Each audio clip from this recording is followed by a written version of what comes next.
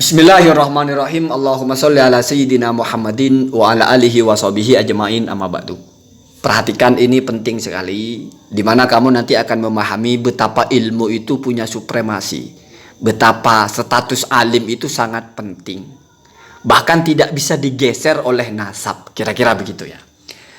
Pertanyaannya adalah, ini dalam kitab fatwanya Ibnu Hajar, wasu'ilah, dan ditanya, Ibnu Hajar yang ditanya ya, Anis syarifi, dari hukum seorang syarif ya, dzurriyyah Rasul, dari jalur laki-laki atau habib lah, Ibnil Jahili, yang merupakan putra dari habib atau syarif yang jahil alias tidak alim gitu lah ya.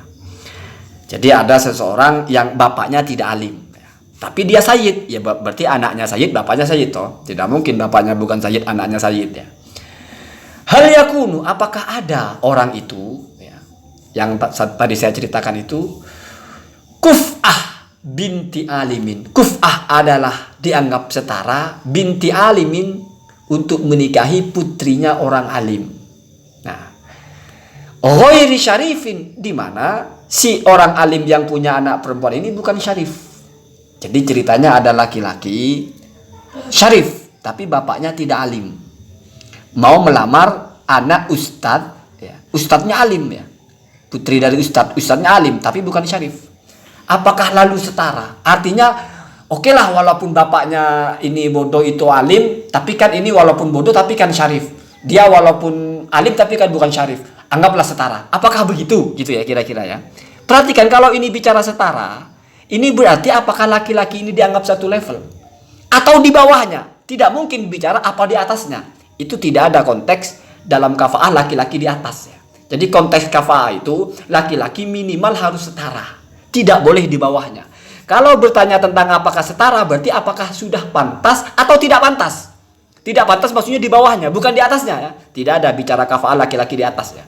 Mesti kafa'ah itu adalah laki-lakinya setara atau di atasnya. Kalau di bawahnya itu namanya tidak setara.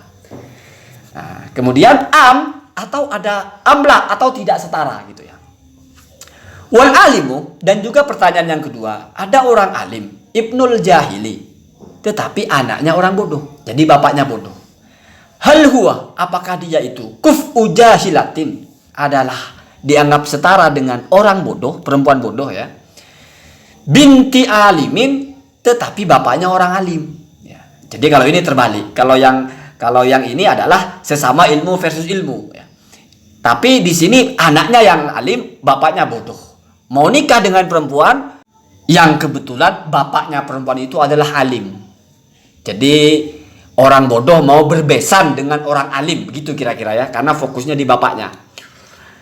Fa'ajaba, maka menjawablah ya Ibnu Hajar al-Haytami itu bi'annahu, bahwasanya la takafa'u ya, si laki-laki yang pertama dan laki-laki yang kedua itu tidaklah setara ya, fil mas'alati, di dalam pertanyaan-pertanyaan di atas ya, biaksamiha, dengan semua bagian-bagiannya.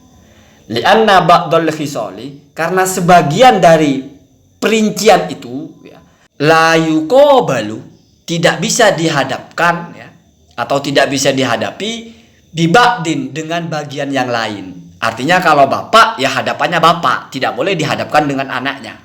Maksudnya itu tidak ada subsidi silang, kira-kira begitu ya.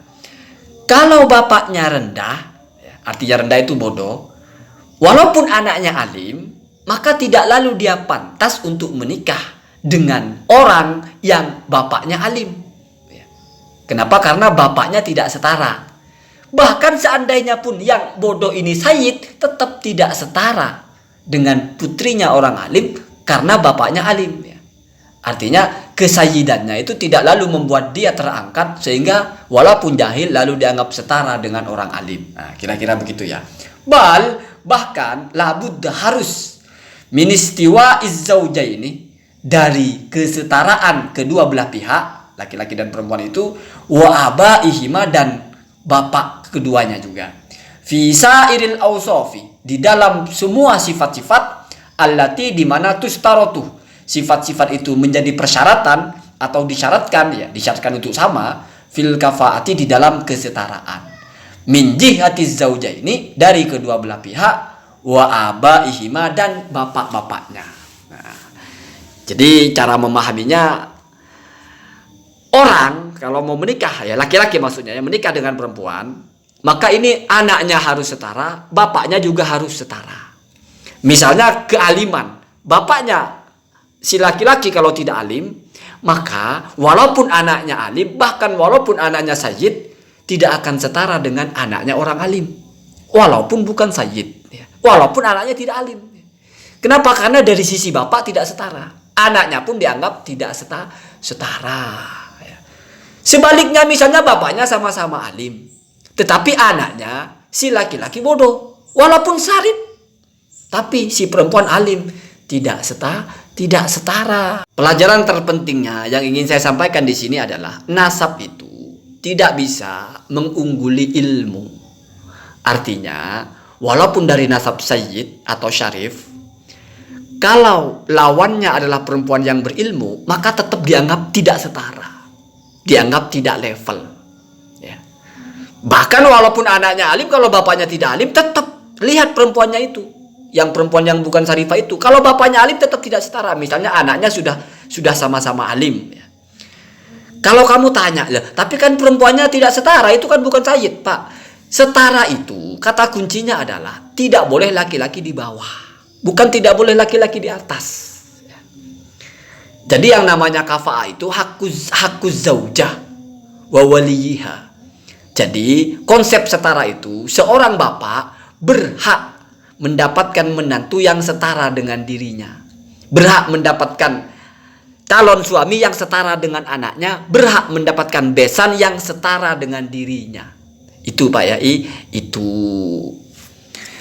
Makanya kalau misalnya seorang sayyid ya atau syarif nikah sama perempuan yang bukan sayyid bukan syarif, ya nggak ada masalah, nggak ada konsep kafa'ah di situ. Walaupun perempuannya memang faktanya tidak setara, tapi perempuannya di bawah, ya nggak ada persoalan. Itu tidak ada bab kafa'ah di situ. Ya. Makanya banyak Habib itu gampang menikah dengan ahwal, ya. Dengan siapa aja. Begitu juga misalnya laki-laki alim nikah sama perempuan yang tidak alim, ya tidak masalah di situ. Ya. Laki-laki alim, bapaknya alim, nikah sama perempuan, dianya tidak alim, bapaknya tidak alim, tidak ada masalah. Yang masalah itu kalau terbalik, yaitu laki-laki yang di bawahnya, ya. Atau laki-lakinya bodoh, bapaknya alim, nikah sama perempuan yang bodoh, tapi bapaknya juga bodoh, ya nggak apa-apa, ya tidak apa-apa. Jadi ingat kata kunci konsep kafa'ah itu adalah tidak boleh laki-laki di bawahnya. Dan kalau merujuk kepada kitab ini, tidak boleh juga bapaknya itu di bawahnya bapaknya yang perempuan.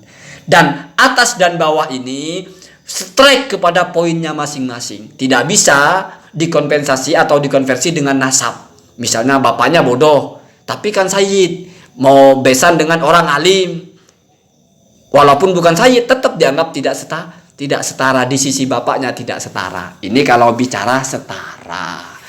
Jadi sayyid atau habib itu, walaupun kalian itu yang perempuan itu punya nilai kesetaraan yang tinggi, yaitu kalau nasab harus dari sayyid, ya. Tetapi ingat bahwa orang alim itu juga punya standar yang tinggi. Yang mau menikahi perempuan yang alim walaupun bukan sayyid, harus orang juga alim. Maksudnya walaupun bukan syarifah, harus laki-lakinya juga alim. Walaupun sayyid kalau tidak alim tidak setara.